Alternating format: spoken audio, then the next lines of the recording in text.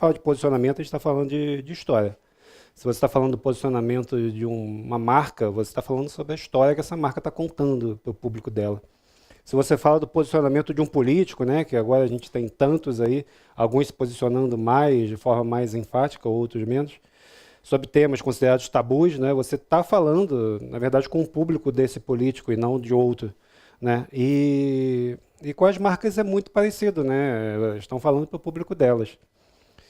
E hoje que a gente vai passar aqui, né, um pouco dessas histórias, né, contar como é que as marcas usam essas histórias, como é que elas usam esse público, né, então essa narrativa, para se comunicar, para transmitir os valores que elas estão passando e como elas fazem isso no mercado corporativo.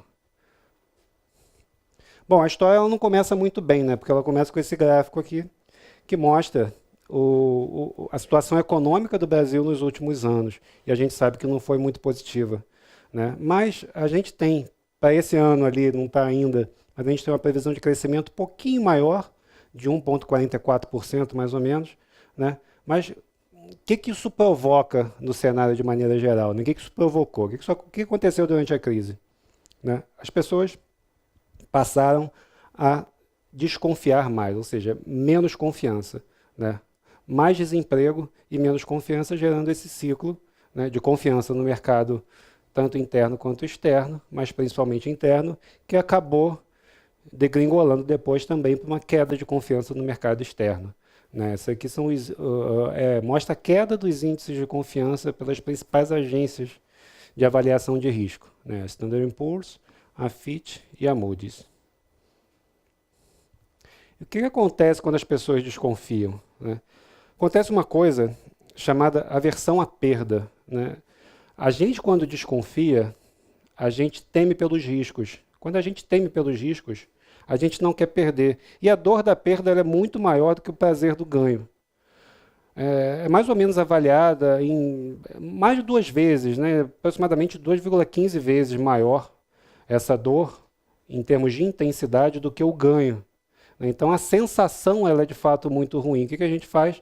A gente contém custos. Né? A gente corta os custos que tiver, ter algum lucro é melhor do que não ter nenhum lucro, né? E a gente reduz investimentos. Né? Então a gente mantém investimentos naquilo que já vinha, aquilo que é essencial do ponto de vista pessoal. Né? A gente continua se alimentando, a gente continua pagando a escola dos filhos, em alguns casos vai tirar o filho da escola mais cara e botar na escola mais barata. Né? No caso das empresas, elas também agem da mesma forma. Elas cortam custos que não são essenciais ou diminuem custos que são essenciais. E se tiver que investir, né? No caso da empresa, ou no nosso caso, você vai fazer o quê? Você vai investir em alguma coisa que traga retorno financeiro rápido, ou alguma coisa, alguma empresa, alguma marca que você já confie. Existe uma outra tendência também, que é de procurar uma saída mais rápida e olhar para modismos e tendências de mercado que acontecem. Né? São aquelas chamadas soluções, né, genéricas que funcionam teoricamente para tudo. A gente tem isso no ramo da administração acontecendo de tempos em tempos. Né? Eu trouxe aqui um exemplo que não é do ramo da administração, mas que é uma solução que aparentemente ela serve para uma série de problemas. A gente pode fazer alguns paralelos isso aí com soluções corporativas, e existem também players nacionais cujos produtos fazem, né, tem ações tão milagrosas quanto essas aí, eu prefiro não citar para não criar problemas, mas a gente tem isso por aqui. E quando a gente fala em confiança, é muito interessante porque cada pessoa tem uma ideia do que é confiança, né? E para cada situação a gente vai ter também uma ideia do que é confiança. Então, quando eu falo de um médico, quando eu falo de uma necessidade, por exemplo, de saúde, né? Eu confio num tipo de profissional específico que é mais adequado para aquela situação. Eu confio no médico para fazer uma cirurgia, confio num cirurgião para fazer uma cirurgia, mas eu não confiaria num advogado para fazer uma cirurgia. Você pode confiar no advogado se você tiver problemas com o seu plano de saúde, mas não para fazer uma cirurgia. E o que faz a gente confiar ou deixar de confiar em alguém? É a competência dessa pessoa, são os conhecimentos que essa pessoa demonstra, é o tempo que você conhece essa pessoa, é a sua amizade com essa pessoa, Relação às empresas. O que faz uma empresa confiar ou deixar de confiar em alguém? Essa relação entre confiança e os negócios, ela vem sendo estudada há muito tempo. O Fernando Flores tem uma definição muito boa, né, que diz que confiar é propor, cumprir e fazer cumprir compromissos. Ela é uma definição curta, é uma definição clara, né? Mas ainda assim eu queria explorar um pouco mais, assim, como é que a gente consegue, quais são os fatores, quais são as variáveis dessa confiança. E aí eu recorro à teoria dos jogos, tá? A teoria dos jogos ela tem 3 princípios fundamentais que eles demonstram para a gente. São fundamentais para estabelecer confiança. Primeira são as interações repetidas, né? A gente, por melhor que seja o profissional, a gente consegue confiar nesse profissional a partir do momento que você tem várias interações com esse profissional, né? Mesmo no caso de um médico, mesmo no caso de profissionais que já são renomados e classes, né, a gente tem alguns estudos que mostram que determinadas classes de profissionais são mais confiáveis que outras, né? Por exemplo, políticos e jornalistas são menos confiáveis do que médicos e professores universitários, por exemplo, né?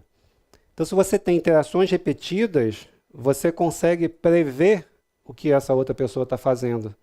E se você consegue prever o que essa outra pessoa está fazendo, você já espera um tipo de reação. Isso aumenta o grau de confiança, de confiabilidade também. É preciso ter uma relação, possivelmente os dois saiam ganhando, o que a gente chama de relação de soma zero, né? Ninguém ganha mais do que o outro. Você tem uma relação onde as duas pessoas ou ganham a mesma coisa, ou não ganham, mas participam de um jogo de soma zero. E é fundamental, uma coisa que a gente esquece do nosso dia a dia, né? São poucas falhas na comunicação. Se você tem interações repetidas, se você tem relações de soma zero, mas se você começa a ter ruídos de comunicação, e esses ruídos passam a se tornar grandes ruídos, isso causa problemas. Poucos ruídos a gente perdoa, né? A gente faz aquele velho meia-culpa. Eu não percebi que você queria dizer isso. Isso acontece nos relacionamentos pessoais, nos relacionamentos entre as empresas, né? Mas a gente consegue perdoar. Quando esses ruídos são muito graves, a confiança se esvai e é difícil trazê-la de volta.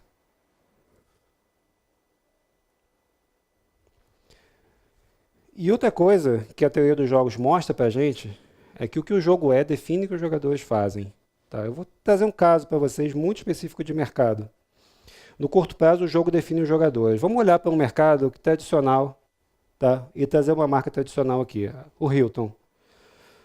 Eu acho que qualquer um aqui se hospedaria no Hilton, né? Dificilmente uma pessoa diria, não me hospedo nesse tipo de hotel. É uma marca tradicional, uma marca conhecida, renomada, já tem bastante tempo de estrada, né? O Hilton construiu confiança aqui com base em interações repetidas no público dele, né, ao longo de muitos anos. Agora, outra coisa que a teoria dos jogos mostra para a gente é que, no longo prazo, são os jogadores que definem o jogo. Então, se alguns jogadores novos entram nesse mercado e começam a considerar outros valores, esse jogo começa a mudar de figura. E por que a Airbnb, que é uma empresa recente, hoje tem mais clientes que o Hilton?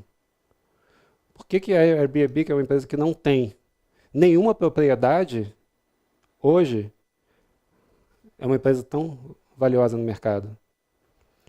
É um player novo que entrou e conseguiu enxergar que os atributos de confiança poderiam ser reverberados pelo próprio público que ia lá, e não só pelo público que ia lá, pelo público que hospeda os clientes do Airbnb, né? Então ele consegue ali numa via de mão dupla estabelecer essas relações de ganha-ganha e no final quem sai ganhando de fato é o Airbnb também, além dos seus usuários. Então a primeira lição, né, que a gente aprende aí nessa história é que, embora as crises abalem a confiança de forma geral, o posicionamento, o posicionamento da sua empresa, ele é crucial para definir o seu papel no jogo. O seu posicionamento pode mudar as regras do jogo no longo prazo. E aqui eu trago o modelo de posicionamento que a gente usa na minha empresa de consultoria, que é o A, e a gente considera 4 elementos que estão interrelacionados e estão inseridos dentro do mercado, né? Esses elementos são propósito, valor, marca e conteúdo. Vamos começar falando de valor. E valor, né, assim como confiança, é uma palavra que pode ter diferentes significados para cada um. Vamos explorar isso. A primeira pergunta que a gente tem que fazer é valor para quem? Né? Muitas empresas, às vezes, criam produtos, desenvolvem soluções, sem fazer essa pergunta primeiro. Né? Valor para quem? Eu lembro quando logo que eu fundei a empresa, eu fui conversar com um amigo que estava lançando uma solução. E ele falou, poxa, fiquei 5 anos estudando o IoT, né, internet das coisas, estou com uma solução, queria conversar contigo, queria que você me ajudasse aqui.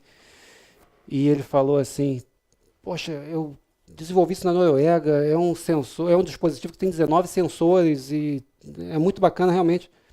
Eu falei, poxa, que legal, parece ser realmente muito legal, muito bacana, mas para quem é esse dispositivo, para quem é esse produto que você está desenvolvendo? Ele, então, isso que eu queria que você me ajudasse a descobrir. Eu falei, pô, você começou errado, você devia ter feito essa pergunta lá atrás. Claro, assim, eu consegui depois dar alguma ajuda para ele, pensar, né, que tipo de mercados poderiam se interessar por isso, mas, a princípio, a pergunta que a gente tem que fazer no início é essa, para quem? E aí a gente começa uma estatística que é meio chocante, que ela mostra que 6% dos consultores não tem como objetivo entregar valor na visão dos executivos. Essa é uma pesquisa que envolve só executivos, líderes de grandes empresas. Tá? Gente, 6% é o quê? Acho que é um pouco mais que a margem de erro do Ibope, né? Não sei, tá aqui, 4%, né? 6% é ridículo.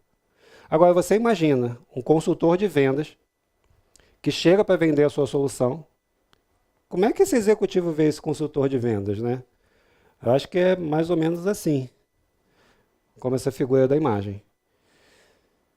Eu acho que está sobrando simpatia, mas está faltando empatia.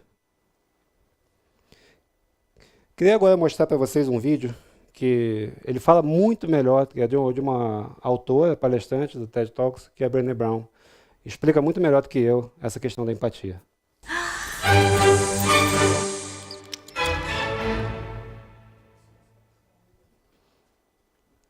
So what is empathy, and why is it very different than sympathy? Empathy fuels connection. Sympathy drives disconnection. Empathy, it's very interesting. Teresa Wiseman is a nursing scholar who studied professions, very diverse professions where empathy is relevant, and came up with 4 qualities of empathy. Perspective taking, the ability to take the perspective of another person or recognize their perspective as their truth. Staying out of judgment, not easy when you enjoy it as much as most of us do. Recognizing emotion in other people and then communicating that.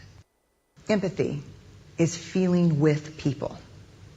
And to me, I always think of empathy as this kind of sacred space when someone's kind of in a deep hole and they shout out from the bottom and they say, I'm stuck, it's dark, I'm overwhelmed. And then we look and we say, hey, you climb down. I know what it's like down here, and you're not alone. Sympathy is, ooh, it's bad, no, you want a sandwich?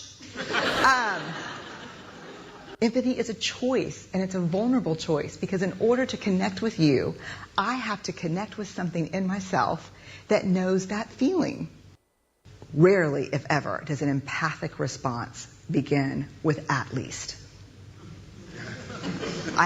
Yeah. And we do it all the time. Because you know what? Someone just shared something with us that's incredibly painful, and we're trying to silver lining it. I don't think that's a verb, but I'm using it as one. We're trying to put the silver lining around it. So, I had a miscarriage. Oh, at least you know you can get pregnant. I think my marriage is falling apart. At least you have a marriage. John's getting kicked out of school. At least Sarah is an A student. But one of the things we do sometimes in the face of very difficult conversations is we try to make things better. If I share something with you that's very difficult, I'd rather you say, I don't even know what to say right now, I'm just so glad you told me. Because the truth is, rarely can a response make something better. What makes something better is connection. Todo mundo já foi simpático alguma vez na vida. E é muito difícil ser empático, porque requer um esforço, né? Não é natural ser empático. O natural é a gente se afastar do problema, é tentar, né, como ela colocou ali, mostrar o lado bom das coisas, mas às vezes não tem esse lado bom, né? O que a pessoa está buscando é conexão, você realmente sentir com a pessoa. Tá, mas o que isso tem a ver com B2B? Né? Tem a ver pelo seguinte: a gente está lidando com diferentes pessoas em diferentes papéis, que têm diferentes interesses nas organizações. Se a gente não busca entender a fundo o que cada pessoa dessas está sentindo, se a gente não busca se conectar com essas pessoas, eu não estou falando disso em uma reunião, 2 reuniões, estou falando disso no longo prazo, estou falando de relacionamentos que se constroem a longo prazo. As pessoas nas empresas compram de pessoas em outras empresas. Elas constroem relacionamentos de longo prazo. E é por isso que é importante. Somos todos humanos, apesar das empresas venderem para empresas, porque na verdade são pessoas se relacionando com pessoas. Os diferentes papéis, né, são gatekeepers. Gatekeeper é aquela pessoa que atende o telefone e não te passa para quem você quer falar. Né? Tem também os influenciadores, especialistas, os decisores. Mas, no nível estratégico, essas aqui são as pessoas que um consultor de vendas, com que o consultor de vendas se relaciona nas empresas. Mas no nível estratégico, a gente tem 3 perfis, 3 papéis-chave que as empresas deveriam se preocupar mais nos seus clientes B2B. Um é o comprador, claro. Né? O outro é o usuário. O comprador é aquela pessoa que, naturalmente, vai liderar o processo de compra de uma solução, de um produto B2B. O usuário é aquela pessoa que dentro da empresa vai usar o produto ou a solução B2B. E a gente tem as equipes do cliente, as equipes de apoio. Vamos dar um exemplo. No caso de uma solução de treinamento de venda. O comprador ele pode ser uma pessoa da área, por exemplo, de educação corporativa, pode ser uma pessoa da própria área de vendas, pode ser um diretor de vendas, pode ser um gerente comercial. Algumas empresas têm um papel específico para esse cargo, uma pessoa responsável por treinar vendas. Né? Esse vai ser o comprador. O usuário vai ser a própria equipe de vendas, a própria equipe dentro dessa empresa que vai ser treinada. Né? Pode ser uma equipe local, pode ser uma equipe do Brasil inteiro. E as equipes de apoio? No caso de uma solução online, por exemplo, uma equipe de apoio pode ser equipe de TI, que vai precisar fazer alguma configuração, que vai precisar se certificar de alguns requisitos antes de implementar a solução. Pode ser o pessoal da logística educacional, no caso de um treinamento presencial. Logística educacional, para quem não sabe, tudo que se refere a coffee break de treinamento, aluguel de sala, passagem e hotel para quem vai treinar, para quem vai palestrar, enfim, a pessoa que cuida de todo esse gerenciamento. É um trabalho danado. E as pessoas precisam ser consideradas também quando você está vendendo uma solução. E como é que a gente descobre o que é valor para cada um desses clientes? Toda empresa tem um profissional que é considerado super criativo. Ele às vezes se disfarça de diretor, de marketing, de gerente, enfim. Mas é o profissional, aquele cara que não precisa ir para a rua porque ele tem todas as soluções, porque ele está sempre antenado e ele sabe do que o cliente precisa, mesmo sem conversar com o cliente. Tá? Toda empresa tem alguém assim. Na verdade, a gente acredita em outra coisa. A gente acredita que existem técnicas que são capazes de ajudar a gente a descobrir o que é valor para as pessoas. Uma dessas técnicas é a pesquisa qualitativa. A pesquisa qualitativa, ela é bem subjetiva. Tá? Ela não vai ter respostas prontas. Ela não vai ter respostas como sim ou não. A pesquisa qualitativa, ela procura conversar com cada pessoa, ou observar essas pessoas no seu ambiente de trabalho e entender com um grau de profundidade quais as necessidades dessas pessoas, o que elas estão passando, o que está acontecendo ali, o que as influencia nesse ambiente. A pesquisa quantitativa, ela é já bastante estruturada no sentido de conseguir oferecer algumas informações que são quantificáveis. Então, geralmente, a gente faz isso com questionários, né, que são estruturados E a partir de uma pesquisa qualitativa, você pode usar uma pesquisa quantitativa, por exemplo, para conseguir quantificar alguns dados que você conseguiu formatar só porque você conseguiu fazer a pesquisa qualitativa, que ela te deu a base para você desenvolver, então, a sua hipótese, e essa pesquisa quantitativa vai te ajudar a validar ou não essa hipótese. E você tem o Design Thinking, que ele vai muito além da coleta de informação. O Design Thinking, ele melhor se baseado em dados, melhor se baseado em informações coletadas antes, mas também existem técnicas de você coletar algumas informações durante as sessões de Design Thinking. E com Design Thinking você também pode chegar até a projetar e prototipar algumas soluções. E hoje eu vou mostrar para vocês uma teoria que ela inspirou um livro muito conhecido para quem é da área de Design Thinking e para quem é da área de Marketing, que é o Value Proposition Design. Esse livro é do Alexander Ostenwalder. Ele também ficou muito famoso por ter criado o livro que deu base ao Business Model Canvas, né, que a gente conhece bastante aí da área de empreendedorismo e marketing. E ele inspirou também um cara que é talvez a pessoa mais renomada no campo da inovação no mundo todo, que é o Clayton Christensen. Então a gente está falando de algo realmente valioso em termos de inovação. E é isso que eu vou mostrar para vocês hoje. Explicando aqui rapidamente. Um desafio, ele começa a partir de algo que o seu cliente precisa realizar em termos funcionais, né? É um desafio funcional. E esse desafio funcional, ele tem características e componentes que são emocionais e componentes sociais também.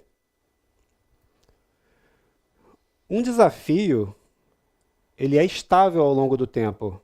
Ele não muda de acordo com a solução. O desafio é o mesmo. Ele não está nem aí para a sua solução, fala a verdade. O desafio, ele só pode ser avaliado pelo sucesso. Ele não pode ser avaliado pelo seu cliente ou pelo seu produto, pela sua solução. Você entender profundamente esse desafio é o que pode te levar a realizar e executar um marketing eficaz e a inovação previsível. Essa inovação previsível, ela só pode ser feita e ela que vai ser embasada pelas necessidades que vão ser as métricas utilizadas para você mensurar o sucesso. Então, você só mensura o sucesso a partir das necessidades que estão dentro desse desafio. Então, o desafio vai ser mensurado pelo sucesso. Agora, vamos ao café. Não é para vocês levantarem e tomar café, mas se vocês quiserem, o café está ali na frente, tá? Eu queria falar um pouquinho sobre café. Queria falar sobre o desafio da minha avó, na verdade. O desafio da minha avó quando ela vai fazer café. A minha avó, quando vai fazer café, ela pega uma chaleira. Ela enche essa chaleira de água. Deixa lá no fogão, né, fica um tempinho, aí ela pita. Minha avó vai lá, desliga o fogo. E ela pega um bule. Em cima do bule, a minha avó ela tem um porta-coador marrom. Não sei se vocês já viram isso, né? Um porta-coador marrom. E ali ela coloca o coador. E dentro desse coador ela coloca então o pó de café. Depois ela, tadinha, pega a chaleira pesada, cheia d'água, com um bracinho tremendo, e despeja essa água no coador. E depois ela tem esse café no bule. E depois que o café passa todo e vai para o bule, ela ainda pega a garrafa térmica e coloca esse café todo do bule dentro da garrafa térmica antes de levar para a mesa. O desafio da minha avó é fazer café. Eu, quando estou em casa, quando almoço em casa, eu faço café para mim, depois do almoço. O que eu faço? Como é que eu faço isso? Eu pego uma xícara, coloco na máquina de Nespresso. Com um botão eu ligo a máquina. Eu abro, coloco uma cápsula. Aperto o outro botão. Começa a passar o café. E eu tenho um café em menos de 20 segundos, talvez. O meu desafio é o mesmo da minha avó.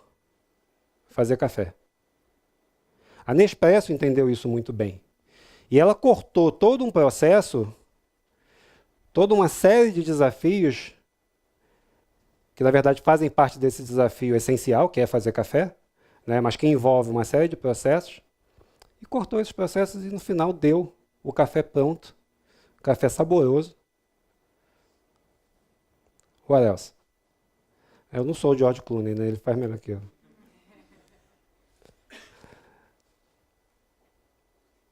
Então, lição 2. Ponto de partida para a inovação está nos desafios funcionais do seu público. Não está no seu produto, não está na sua solução, não está na cabeça de um profissional criativo que acha que tem a solução. Eu queria um voluntário. Não, você não. Você não vale. Gente, é bem tranquilo, tá? Só precisa que seja voluntário que trabalhe numa empresa B2B. Tem alguém? Tem alguém? Alguém que trabalha em empresa B2B? Não? Então pode ser qualquer um. Vamos extrapolar. Vamos lá. Quem vai? Quem vai?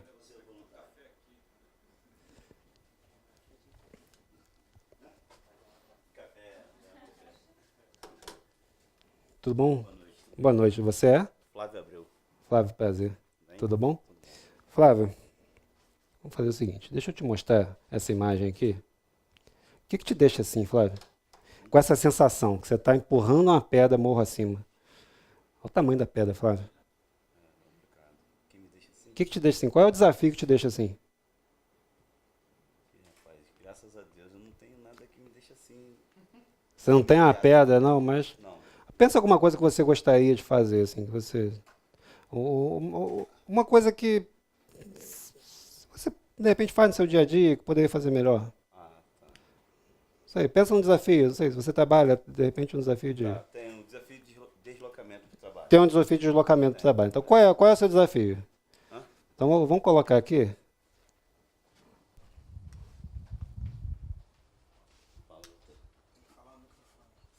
Ah, tá. Ah, tá. Valeu. Então, esse aqui é o Flávio, e o desafio do Flávio é se deslocar para o trabalho.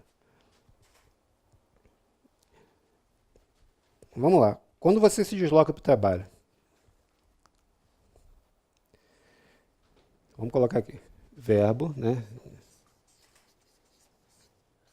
Deslocar-se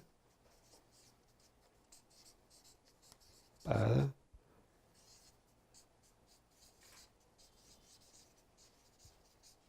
trabalho.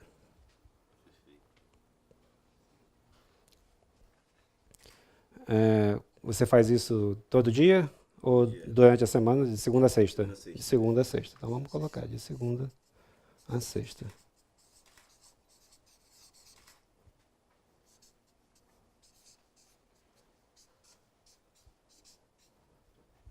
Beleza. Esse é o desafio. Esses aqui são verbos típicos para um desafio. Ele quer se deslocar. O que te incomoda nesse deslocamento? Incomoda? Você gasta muito tempo? Não gasto muito tempo, mas eu poderia gastar menos tempo. Você poderia gastar menos tempo. Quanto tempo você gasta em média? 40 minutos. 40 minutos. Você poderia gastar menos tempo. Você quer reduzir O tempo. o tempo, né? Porque quando a gente tem um desafio, ou a gente quer aumentar alguma coisa, ou a gente quer reduzir alguma coisa. Perfeito. Né? Então, assim, o que você está tentando reduzir é o tempo de tempo. deslocamento. Tá? Então, Isso. você está tentando reduzir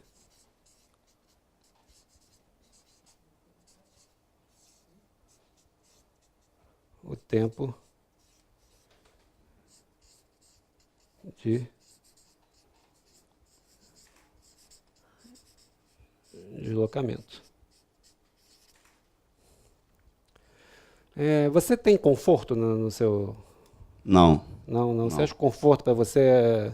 Você gostaria de aumentar o conforto durante esse deslocamento? Não Seria, tanto, para você não. não é... É indiferente. É indiferente. Tá? O que você gostaria de ter durante esse deslocamento que você não tem? Né? Existe alguma coisa? Primeiro, um alojamento no local de trabalho. Tipo um vestuário lá, para trocar de roupa, tomar um banho. Tá, mas aí isso você já se deslocou. Perfeito. Seria já um processo... Entendi. Fala do seu... Para o deslocamento. Mas é Isso. bacana, porque você se desloca, você usa bicicleta, você usa... Isso, chegou onde eu queria. Eu queria usar uma bicicleta para ir trabalhar. Ah, mas você já está vindo com a solução. Ah, perfeito. Bacana, a bicicleta pode ser uma solução. Perfeito. Para reduzir o tempo de deslocamento, a bicicleta pode ser uma solução. O que você precisa dentro da sua jornada? Isso. Né? Isso. Você precisa, então, aumentar a estrutura, né? Isso. Aumentar a sua estrutura de apoio.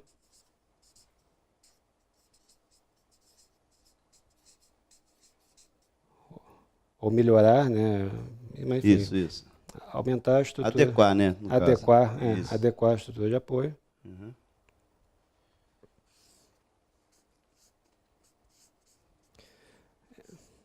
Aqui já não seria uma métrica, né? Isso aqui faria parte desse deslocamento. Perfeito. Quando você fala em reduzir, isso aqui é uma métrica. Quando eu falo em reduzir, você está falando uma métrica. Então, vamos supor que você cria uma solução, alguém cria uma solução para o seu deslocamento. Que seja bicicleta ou não seja bicicleta. Como é que você vai medir a efetividade dessa solução? Pelo tempo de deslocamento, concorda? Perfeito. Essa aqui vai ser, talvez, a principal métrica, né? Quando você fala em adequar a estrutura local para que você consiga, né, tomar um banho, tornar isso mais agradável, aí você está falando em outros desafios que estão relacionados a esse desafio essencial. Perfeito. Mas tranquilo, porque eles fazem parte do seu desafio. Com certeza. Tá? Então, quando a gente fala... E aí, pode sentar. Obrigado. Obrigado, viu? Valeu. Obrigado mesmo. Quando a gente fala em entender um desafio, assim, eu conversei com o Flávio, acho que em 5 minutos ou menos do que isso, né? Eu entendi uma questão que aflige o Flávio hoje, né?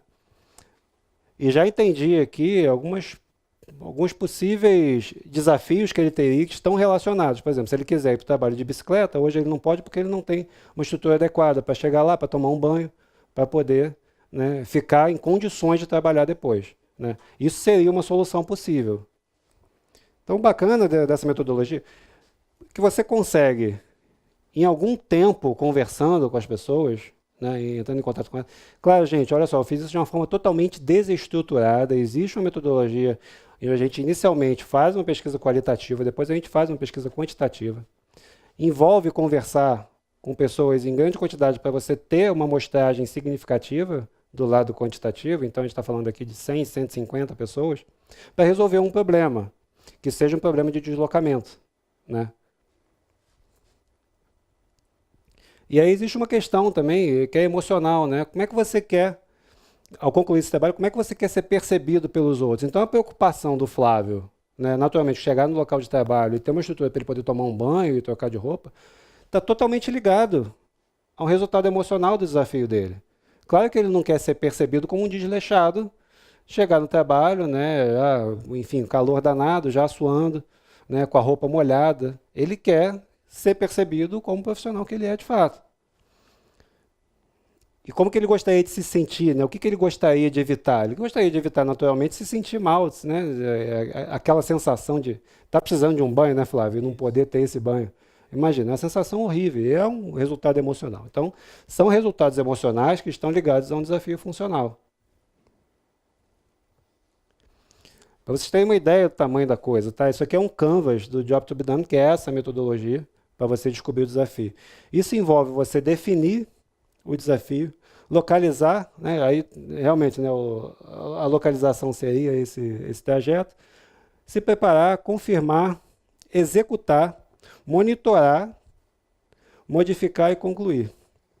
E aqui você tem os quadrantes, onde a gente consegue avaliar, depois dessas pesquisas todas, você consegue avaliar onde que as pessoas estão sendo já bem servidas, onde que elas estão sendo, não estão sendo servidas. Por exemplo, desconforto não é uma questão. Então, em termos de conforto, ele estaria bem servido. Para ele, o crucial é o tempo. Eu vou agora mostrar como que isso se encaixa numa estratégia, tá? Mas antes eu vou dizer o que a gente aprende até aqui com essa lição. Os desafios que surgem ao longo da jornada são uma oportunidade imensa de geração de valor.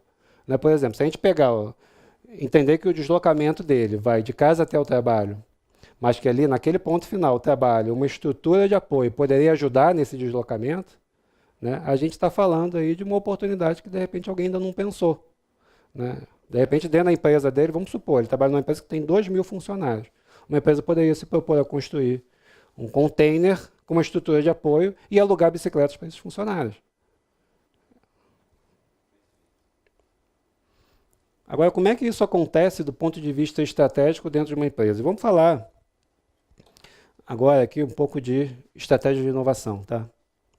Isso está ligado à estratégia de uma empresa, de forma direta. Uma estratégia diferenciada é aquela onde você pega os clientes que estão hoje desassistidos. Por conta deles já estarem desassistidos, você consegue cobrar um valor mais alto, um valor premium, né? Porque você está oferecendo para eles um resultado melhor do que eles já têm hoje. Eles estão desassistidos. Agora, uma estratégia dominante, ela dá um resultado melhor e, mais ainda, ela consegue cobrar um valor que é abaixo da concorrência. Então, a estratégia dominante, ela passa a atingir todos os tipos de clientes, não só os desassistidos. Por quê? Porque ao reduzir o custo, ela começa a atingir uma parcela muito maior. Então, clientes que não estavam pensando nesse player, por exemplo, passam a pensar porque ele entrega a mesma solução do outro, só que é um custo mais reduzido. Um outro tipo de estratégia é a estratégia disruptiva. O que é a estratégia disruptiva? Você tem clientes que estão sendo super assistidos, mas você entra com uma solução extremamente pontual para resolver aquele problema funcional, aquele desafio funcional específico. Você, quando consegue fazer isso, você cobra menos, você naturalmente entrega menos, alcança um resultado pior, né? Está entregando menos, mas você também consegue atingir não só os clientes que estão super assistidos, como pessoas que nem pensavam nem consideravam em adotar aquela solução, né? Geralmente, não é raro a gente ver as empresas fazerem essa migração. Começam com soluções disruptivas, extremamente pontuais. Ao longo do percurso, elas vão agregando funcionalidades e chegam a uma estratégia dominante. Ainda sobrou um quadrante aqui, vocês devem estar se perguntando, pô, quem é que oferece uma estratégia onde a pessoa cobra mais e oferece um resultado pior? Bom, existe, né? Um exemplo clássico desse aqui, da estratégia destacada, são os táxis no aeroporto, né? Não sei quem aqui já precisou, a gente pega em casos de necessidade, mas às vezes precisa, você tem que pegar um táxi no aeroporto. Você vai pagar mais caro do que um táxi de rua, mas é a única solução que você tem disponível ali. Então é destacada por quê? Porque ela é limitada a situações específicas, né? Quem precisou também já de um transporte na saída de um show, na saída de um espetáculo, na saída ou do Rock in Rio ou das Olimpíadas, enfim, né? Se você não quer pegar o BRT, você vai adotar uma solução, né, que você não tem outra opção além dela. E existe a estratégia de sustentação. O que é a estratégia de sustentação? Para empresas já estabelecidas no mercado, você ser só um pouco melhor do que a concorrência pode te ajudar a aumentar ligeiramente seu market share. Então, um pouco melhor, a gente está falando em termos de 5%, né, melhor do que a concorrência. Vamos dar um exemplo, e eu acho que esse exemplo casa um pouco com o desafio do Flávio, que a gente vai falar de uma empresa que trabalha o desafio do deslocamento. Tá? Uma empresa que começou com uma estratégia diferenciada, que era o Uber Black. Gente, o que é o Uber Black? Quando surgiu, não hoje, tá? Vamos pensar quando surgiu o Uber Black aqui no Brasil. Trazendo o caso da Uber Brasil. Tá? Quando surgiu o Uber Black, a gente tinha uma opção de motorista executivo, era mais caro que o táxi, mas era alguém que me oferecia um carro climatizado, com água gelada, bala, e ainda abria a porta para eu entrar no carro. A gente não existia esse tipo de solução por aqui, né? Então o Uber Black ele entrou como um motorista executivo para o cidadão comum, que estivesse disposto a pagar o preço. Logo depois a Uber resolveu crescer, e eles criaram o UberX. No UberX, eles ofereceram uma solução que era melhor, mais rápida e mais barata do que um táxi, que era a solução corrente, né? É uma estratégia claramente dominante. Por quê? Porque ele está servindo melhor e está cobrando menos. E depois, não satisfeito com o UberX, eles né, de forma agressiva, ainda lançaram o Uber Pool, que foi sim uma estratégia disruptiva, de você conseguir ter um valor ainda menor, claro, né, um resultado pior, porque quem estava, como o Flávio, querendo reduzir o tempo de deslocamento, não ia gostar do Uber Pool, porque você tem que ficar dando volta, né, para pegar outro passageiro, mas atendia determinado público. E estratégia destacada, bom, é o táxi, né? Ainda é o táxi que ele cobra mais, ainda te oferece um resultado pior. Então, qual é a outra lição dessa história? O preço, ele deve ser baseado no valor gerado. Por que o Uber Black é mais caro? Porque ele me gera mais valor. Os carros são melhores, os carros são mais novos, os motoristas são melhores, né? A água está gelada e as balinhas são melhores também, considerando suas necessidades não atendidas e já atendidas. Por que é importante considerar também as necessidades já atendidas? Porque você pode atender melhor essas necessidades. E no B2B, quais são os valores que pode estar em jogo? Então, a gente vai mostrar aqui agora outros valores de empresas B2B. É uma outra abordagem, mas que não é necessariamente excludente, mas pode ser integrada. Tá? Isso é uma pesquisa da Bain Company, que é uma empresa de consultoria. Eles trouxeram os elementos, os principais elementos de valor. Alguém que conhece a hierarquia de Maslow? As necessidades de Maslow? Então, baseado na hierarquia das necessidades de Maslow, a Bain Company criou essa hierarquia das necessidades de valor do B2B. Então, inicialmente, né, a gente tem aqueles quesitos básicos, né, a gente chama também de fatores higiênicos, né, aquilo que toda empresa precisa ter. Né. Você quiser trabalhar, uma empresa quer trabalhar com outra empresa, precisa ter isso aqui. Atender as especificações, ter um preço razoável, conformidade regulatória e padrões éticos. Isso é o básico, isso é o mínimo. Um nível acima, a gente está falando já de valor funcional. O valor funcional, lembra que a gente falou de necessidades funcionais, que a gente está falando de valor funcional. Né? Inovação, escalabilidade, qualidade do produto, redução de custo, maior receita bruta. Subindo, a gente já está falando de valores ligados à facilidade para fazer negócio. Né? Então, inicialmente, valores operacionais, né? Organização, simplificação, conexão, integração. Estratégico, né? Redução de custo, alcance, flexibilidade, qualidade dos componentes. Qualidade dos componentes é muito interessante, que a gente tem um case, né, bem bacana do B2B, bem famoso, que é o Intel Inside. A gente não compra nada da Intel, a gente compra um Dell. E nesse Dell vem o chip da Intel. Por quê? Por que a Dell faz isso? Por que ela coloca lá Intel Inside? Porque ela sabe que isso é valor para a gente. Por isso ela paga mais caro para a Intel do que pagaria, de repente, para um outro fabricante de chip. Mas ela sabe que aquilo é valor para o usuário. Então é o caso clássico de valor estratégico para essa empresa B2B. No caso de relacionamento, o que é interessante? O que é importante?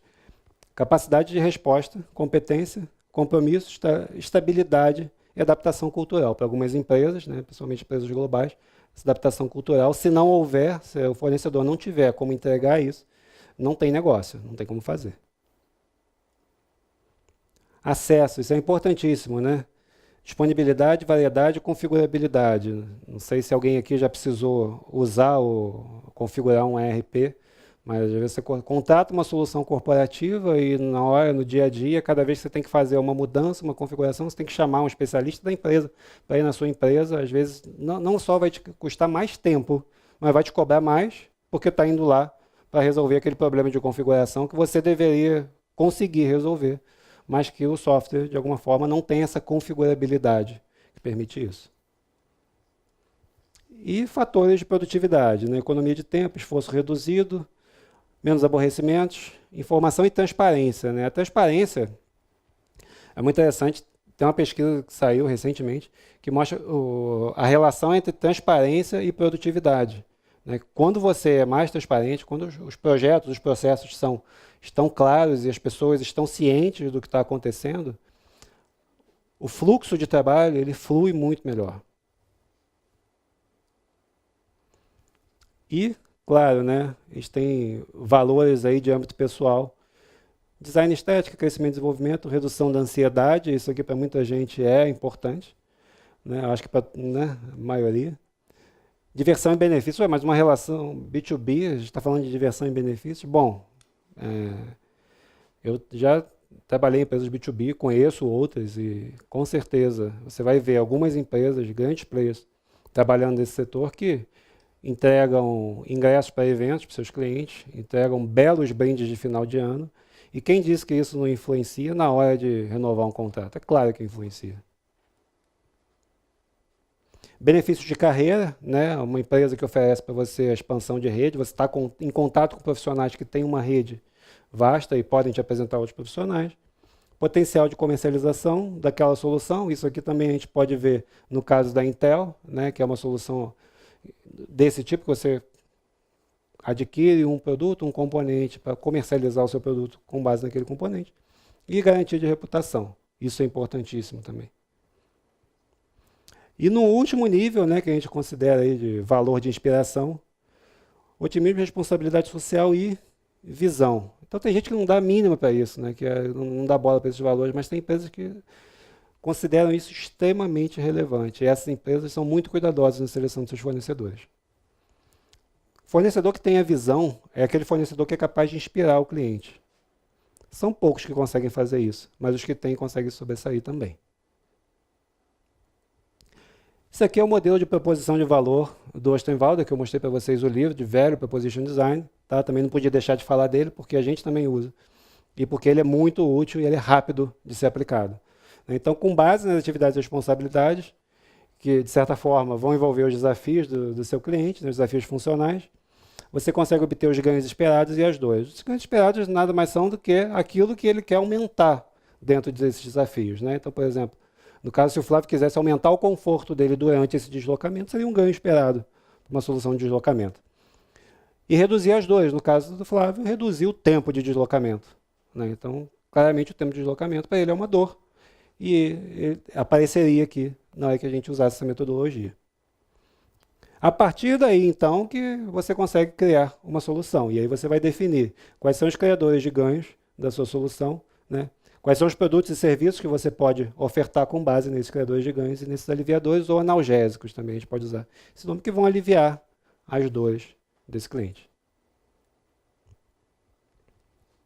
Bom, vamos lá, né? A história foi boa até aqui. Bom, pelo menos eu achei, não sei se vocês acharam. Mas toda história, ela tem um momento de tensão, né? Tem aquele momento de ruptura. E é esse momento de ruptura, muitas vezes, que vai dar para a história um propósito maior, né? Um sentido, uma razão de ser. Você pegar as grandes narrativas, eu estou falando desde filmes do cinema, você pegar o Mágico de Oz, né? Você tem lá o furacão que leva a Dorothy para a Terra de Oz, que é uma grande mudança na vida dela. E você tem lá o robô que o Luke Skywalker compra, que vem com a mensagem da Princesa Leia, que leva ele a conhecer o velho Obi-Wan Kenobi, que leva ele para um mundo que ele não imaginava que existia. Ou, se a gente quiser ser mais tradicional, e essa história tenho certeza que todos vocês conhecem, o anjo Gabriel, quando aparece para Maria, faz a anunciação. Né? Isso tudo são momentos de ruptura, né? Mas são momentos que apresentam um propósito muito grande. E a empresa que tem um propósito, ela consegue levar o seu time rumo a esse propósito. Ela tem força para isso. Esse que eu vou mostrar para vocês aqui. Vamos falar de propósito. O propósito ele começa basicamente com uma pergunta que tem que ser respondida. Eu fui pesquisar a origem da palavra propósito. Né? Propósito vem de o pro, né, que é uma palavra latina. O pro é um prefixo latim, mas o positum é um prefixo grego. Né? E o positum é justamente o que está posto. Né? Então, propósito é posto à frente. E, coincidentemente, né, apareceu para mim também, quando eu estava pesquisando, a palavra problema, que tem a mesma origem. Né? Só que problema é uma palavra grega, é probalém. E significa também posto à frente. Então, eu achei fantástica essa relação entre propósito e problema que eu nunca havia imaginado. E eu parei para pensar nisso, né? E, cara, todo propósito implica um grande problema que precisa ser resolvido. todo propósito implica um grande problema que precisa ser resolvido. Eu nunca tinha me dado conta disso. Pense nesses exemplos que eu falei para vocês, desde o Anjo Gabriel, quem conhece o Mágico de Oz, o Guerra nas Estrelas, enfim. E as empresas que têm um propósito, elas colocam uma grande questão que precisa ser resolvida. A primeira pergunta que essa empresa precisa, estou com a cabeça ainda na história, que essa empresa precisa responder é por que a sua empresa existe. E a segunda pergunta é por que diabos alguém deveria se importar com isso?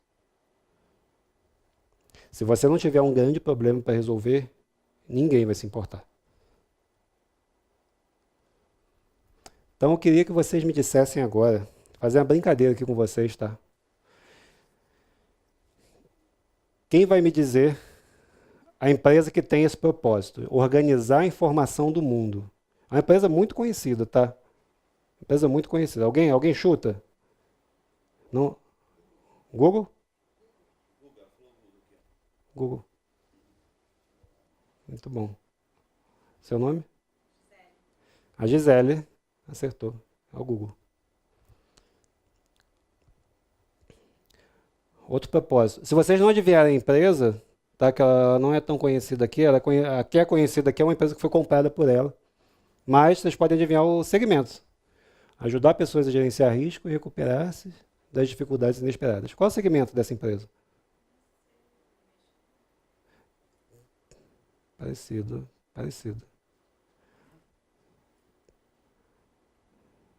Conseguem? Alguém chuta? Seguro. É da IG.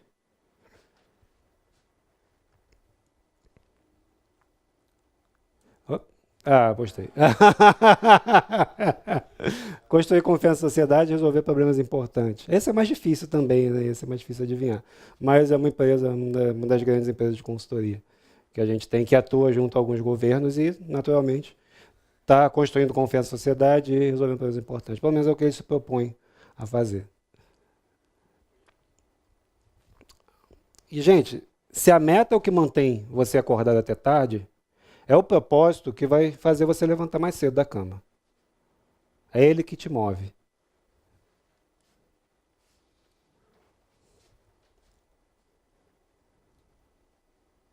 Peraí. Queria trazer... Tem vídeo aqui não, né? Não, é depois. Queria trazer para vocês uma pesquisa que foi feita. Na verdade, foram duas grandes pesquisas, tá? Essa aqui é uma amostragem de 12 mil pessoas, 12 mil profissionais, onde 50% deles diziam que o trabalho não tem significado. E uma outra pesquisa com 230 mil profissionais em 142 países, onde 13%, vocês não estão lendo errado, não estão ouvindo errado, 13% disseram que realmente gostam do trabalho. Então, quando a gente fala de propósito, a gente não está falando só de uma coisa que vai ajudar a empresa a vender, não. Muito mais forte que isso, a gente está falando de uma coisa que vai ajudar as pessoas que estão dentro dessa empresa a enxergar significado no próprio trabalho. E para completar aqui, uma pesquisa recente entre os britânicos revelou que 37% acredita que seu trabalho é totalmente inútil. E o que é pior, essa pesquisa aqui, quando a gente fala do público dessa pesquisa, a gente está falando de pessoas, de profissões mais da base da sociedade, né? A gente está falando aqui de enfermeiros, professores, a gente está falando de gerentes corporativos, a gente está falando de consultores, auditores, e todos esses profissionais do conhecimento que passam seu tempo em reuniões de cocriação e blá blá blá, etc e tal, que não veem significado no seu trabalho.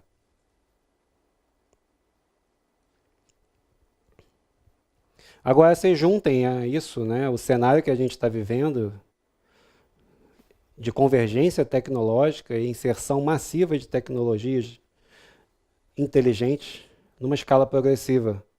Você junta um cenário onde a máquina está fazendo boa parte do trabalho e as pessoas estão insatisfeitas com o próprio trabalho. Parece tempestade perfeita, né? A gente não quer só trabalho, a gente quer trabalho e significado. As empresas que constroem o seu propósito, As empresas que fazem valer esse propósito, porque teu propósito não é só você ter uma plaquinha dizendo que o propósito é X, Y, Z. É você, de fato, transformar esse propósito em objetivos estratégicos para a empresa, transformar esse propósito em valores que vão direcionar a organização. A gente vai falar de valores daqui a pouco. Mas o propósito é a chave, o propósito está no centro disso. Aí voltando para o modelo de posicionamento. Vamos falar de marca. Marca é muito legal, né? É um assunto que eu gosto muito, que eu estudo há muito tempo, trabalho há muito tempo. Adoro falar de marca. Tem 3 variáveis aqui da marca. Não sou mineiro, tá? Não tem relação com a bandeira do Estado de Minas.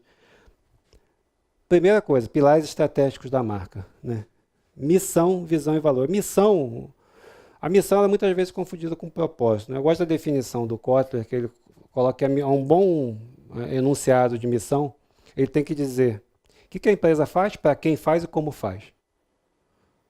É clara, ela precisa ser clara. E ela precisa estar clara para todos os funcionários. A visão, que é aquilo que está colocado lá na frente como objetivo maior da empresa, né?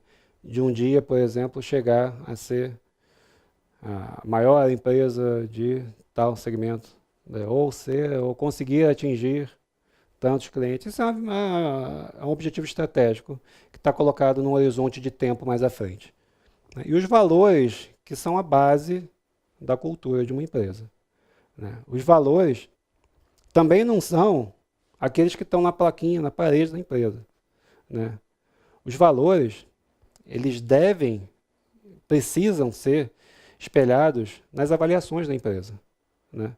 Na hora de você avaliar o desempenho de um funcionário, você pode avaliar só a meta dele, mas você pode avaliar e deve avaliar também a aderência desses funcionários aos valores da empresa, né? Cada vez mais a gente está vivendo um cenário, a gente vai chegar nisso mais cedo ou mais tarde, e talvez seja mais cedo do que a gente imagina, onde as máquinas vão assumir parte dos trabalhos. E os valores vão passar a ser uma competência ainda mais importante do que são hoje. Porque as máquinas não têm valores. Quem opera as máquinas é que tem os valores.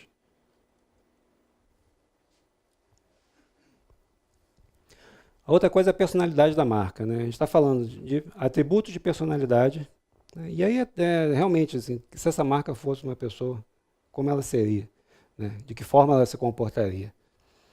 Tom de voz, né? Como que essa marca fala, qual é o tom de voz no seu discurso?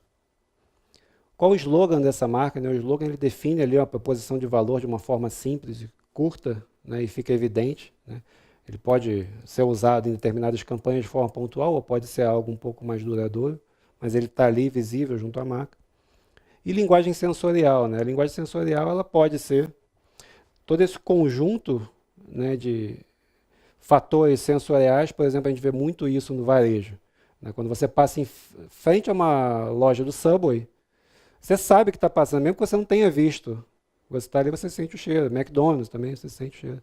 Algumas lojas de roupa também têm um cheiro muito específico. E elementos de identidade corporativa, né? A gente tem a assinatura visual. A assinatura visual ela é composta por símbolo e logotipo. O símbolo, para quem não sabe, é aquele desenho que vem junto do nome da marca escrito. O nome da marca escrito é o logotipo. O símbolo é o desenho. No caso da Apple, o símbolo é a maçã, né? O logotipo é a grafia daquela forma, naquele desenho específico, naquelas configurações, escrito Apple. A IBM não tem símbolo, ela tem só o logotipo IBM, aquelas linhas azuis, né, horizontais. A tipografia é o conjunto de fontes tipográficas que compõe toda a identidade da empresa. Não é só a que está na marca desenhada, mas que vai compor ali todo o material editorial, né, papelaria, cartão de visita, website, tudo isso você tem fontes que são especificadas para cada mídia dessa empresa. As cores, que são as cores institucionais, você pode ter as cores principais, que geralmente estão nas representações de marca. Você tem as cores auxiliares, que são aquelas que acompanham as cores principais em todas as mídias também onde essa marca se apresenta. E você tem todas as aplicações, né? Assim, você precisa, por exemplo, na hora que você faz desenho, um manual de identidade corporativa, prever algumas aplicações para essa marca, e isso vai desde uniforme, frota de veículos, ambientação, né, do espaço de trabalho, enfim, uma série de aplicações possíveis.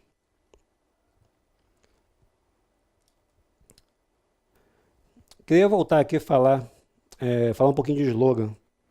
Tem uns slogans que marcam muito, né, e a gente consegue definir.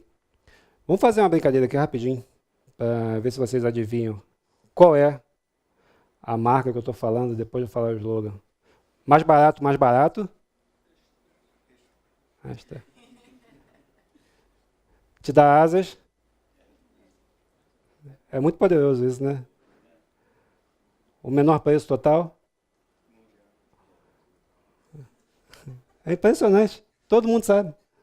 Todo mundo sabe. É muito poderoso isso. Agora vamos olhar aqui. Perspectiva do comprador. Não, peraí, desculpa. Deixa eu voltar. Vamos falar ainda de marca.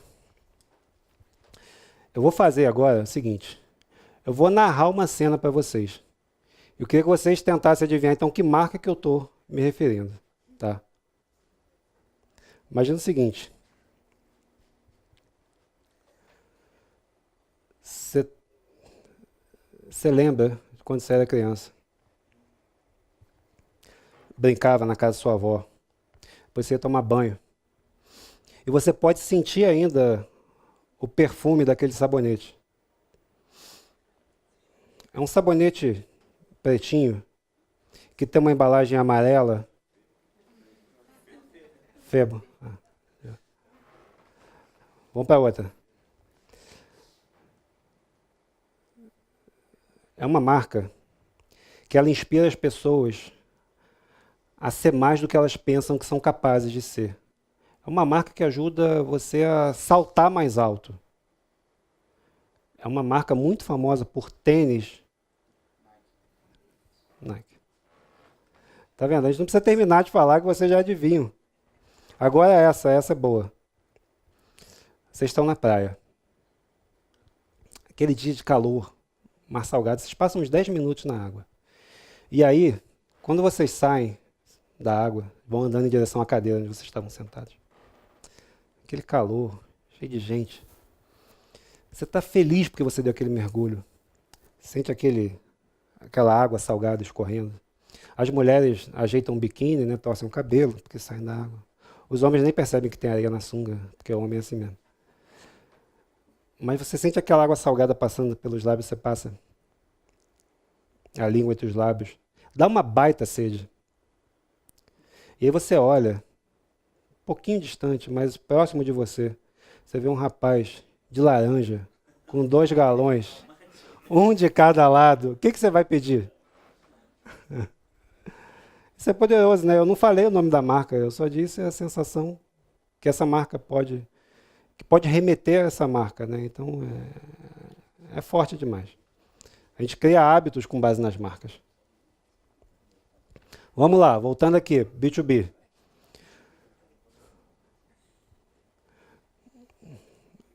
Que é uma perspectiva interessante. Ela trata de benefícios funcionais e retornos de negócio, ou seja, valor de negócio e valor pessoal. Isso aqui é o quê? Impactos desses benefícios nos compradores B2B. O que eles perceberam? O que essa pesquisa descobriu? Que, na verdade, as decisões de fechamento, né, as decisões de compra, elas são tomadas mais com base em valores pessoais do que em valor de negócio. Vocês lembram lá, quando a gente mostrou aquela hierarquia das necessidades, né?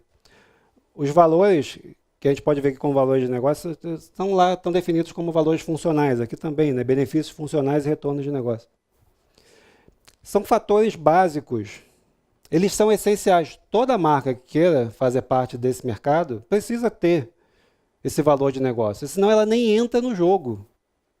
Agora, o que é determinante, o que faz as pessoas decidirem a compra é muito mais o valor pessoal, que são valores como benefícios profissionais, como avanço na carreira, que tinha lá também naquela hierarquia, benefícios sociais, benefícios emocionais, como confiança, e benefícios de autoimagem. Agora eu vou mostrar um videozinho para vocês, porque a gente fala o tempo todo que... It's not the man. Pausa. The credit belongs to the person who's actually.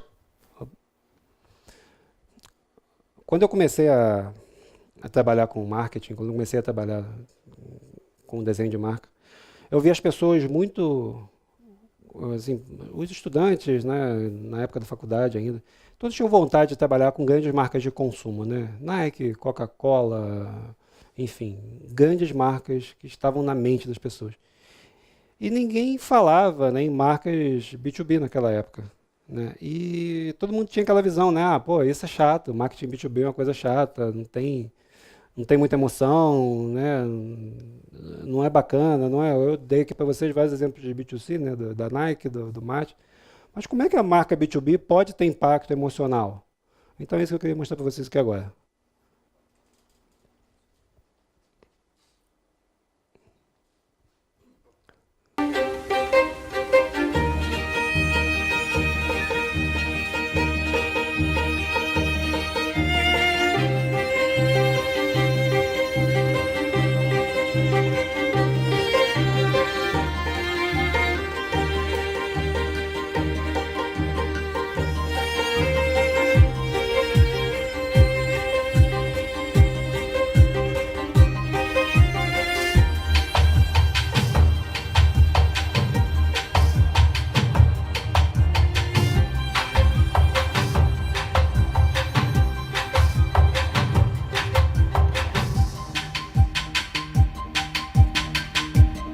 Isso é tão melhor que o outdoor, né?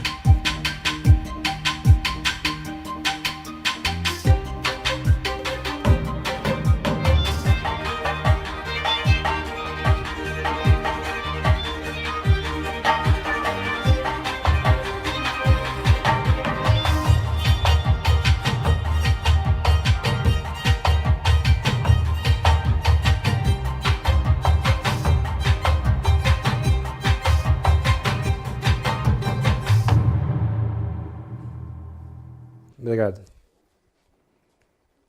Bom, marketing B2B pode sim ter valor emocional e funcional também.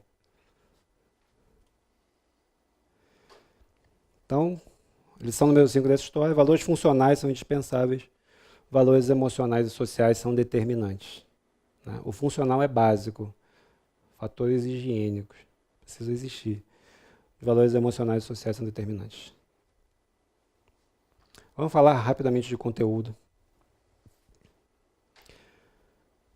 Conteúdo é a história que a marca conta, é a forma como ela conta essa história e é como ela propaga essa história.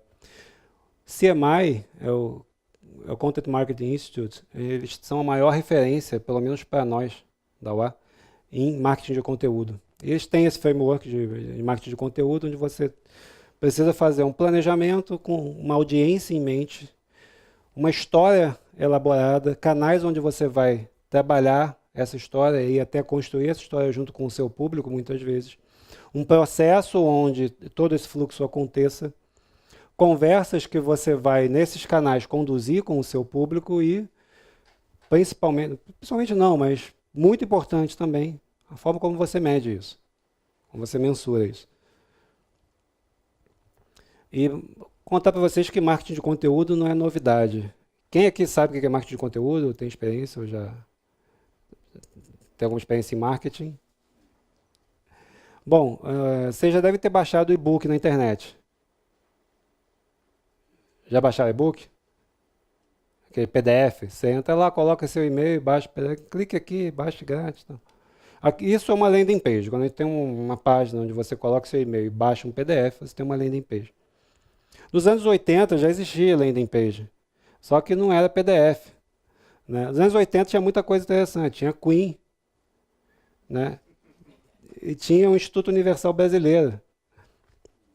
Instituto Universal Brasileiro tinha nas revistinhas, nos gibis da Mônica, eles colocavam ali essas páginas que faziam propaganda dos cursos de formação, e se você preenchesse e enviasse para eles via Correios, você ganhava inteiramente grátis um kit inicial, né, que é o PDF que você baixa lá com a primeira página de um curso que você vai ter que pagar R$ 150 depois, e depois você paga R$ 150, você vai ter que pagar mais 5 mil para fazer o curso presencial, porque tem mais informação, e depois você vai ter o curso premium, que acontece 2 vezes por ano, ou 1 vez por ano, que você vai pagar R$ 10 mil. É aquela fórmula que a gente já conhece.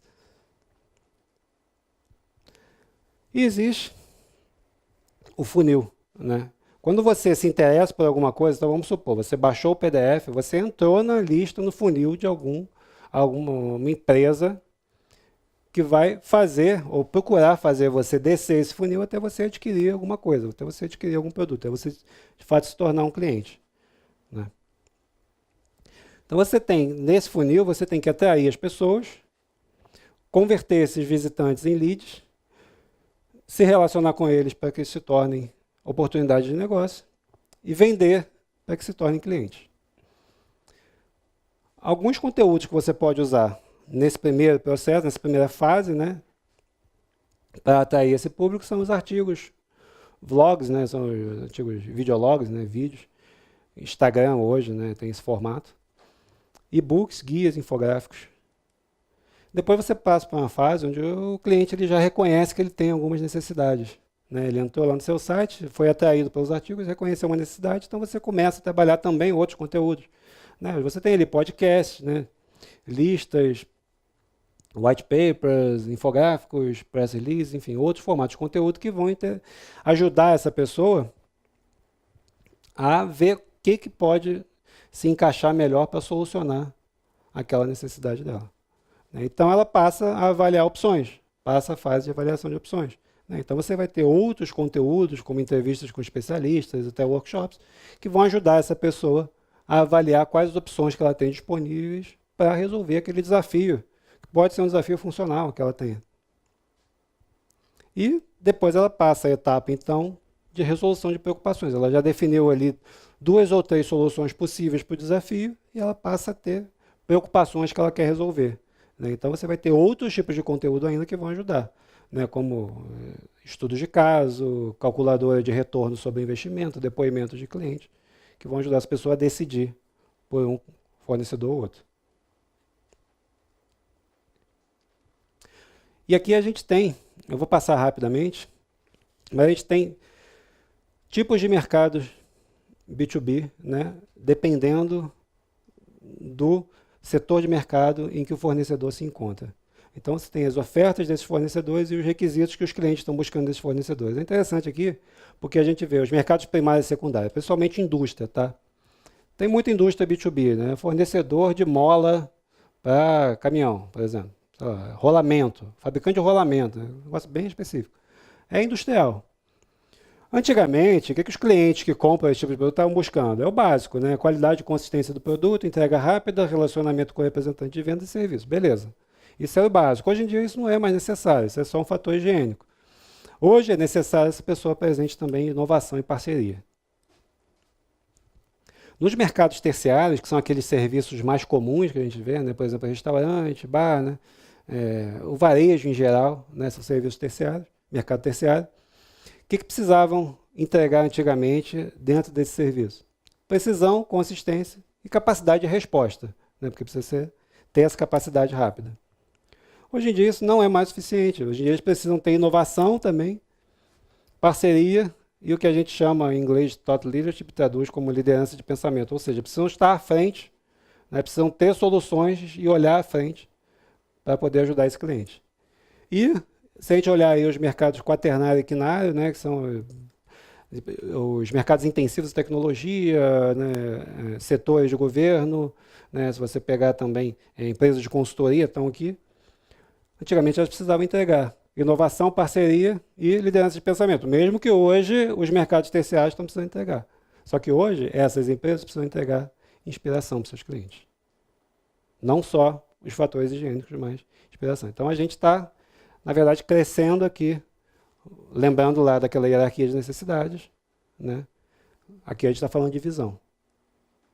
Aquele último nível lá da hierarquia de necessidades. E aí, na hora de propagar conteúdo, né, a gente vê muitas pessoas aí repetindo o que já estão falando, né? E aí você vê alguns temas que entram na moda, né? Felizmente, design thinking se tornou um deles. Eu estudo esse negócio desde 2009, quando eu fiz meu mestrado. Mas hoje todo mundo fala em design thinking como se fosse uma grande novidade.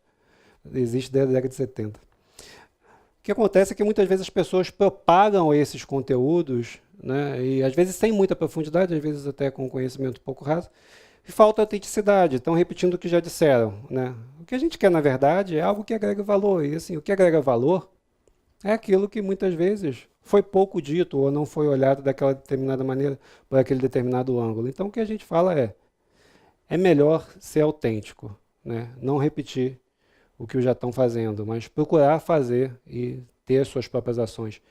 Construir mais conhecimento, né? E repetir menos. Então o que a gente está falando nessa sexta lição, a marca e o conteúdo devem manifestar o propósito e o valor que a sua empresa entrega. Mais do que isso, eles têm que inspirar o seu público. Então, seja autêntico. E esqueça aquele velho discurso baseado em solução. Porque você tem que basear o seu discurso nas necessidades funcionais do seu cliente. Então, aqui, para a gente matar um resumo, né? Embora as crises abalem a confiança de forma geral, seu posicionamento é crucial para definir seu papel no jogo. Lembrem-se que a Airbnb está redefinindo o jogo no mercado de hospedagem. O ponto de partida para a inovação está nos desafios funcionais do seu público, não está na sua solução, por melhor que você pense que ela seja. Os desafios que surgem ao longo da jornada são uma oportunidade imensa para a geração de valor, né? Então podem ter aspectos dentro desse espectro de desafio que você não está captando. É importante conversar e conhecer o seu público para avaliar isso. O preço deve ser baseado no valor gerado para o cliente, considerando suas necessidades não atendidas e já atendidas. Então isso significa dizer que se você está entregando melhor do que o seu público, melhor do que o seu concorrente para um público que está desassistido, você pode sim cobrar mais caro por isso. Se você consegue cobrar mais caro por isso, se você consegue entregar melhor do que o seu concorrente e cobrar mais barato por isso, você tem uma estratégia que você consegue dominar o mercado e por aí vai, dentro daquela estratégia que eu mostrei para vocês. Os valores funcionais são indispensáveis, são necessários, absolutamente necessários, mas os valores emocionais e sociais são determinantes. E a sua marca e seu conteúdo devem manifestar o seu propósito e o valor que a sua empresa entrega. Deve inspirar o seu público, seja autêntico e esqueça o discurso baseado em solução. Calma, ainda não acabou. Se alguém aqui trabalha numa empresa B2B e quer fazer uma avaliação do seu negócio, marketing e vendas, a gente tem nesse endereço aqui um formulário online para quem quiser preencher. Vocês podem, se quiser, tirar foto para preencher depois. Tá? E queria que vocês saíssem daqui com essa pergunta na cabeça: que história seu cliente vai contar sobre a sua empresa? Isso que vai importar, porque é aí você vai saber se a sua história que você criou está fazendo sentido para ele. Obrigado.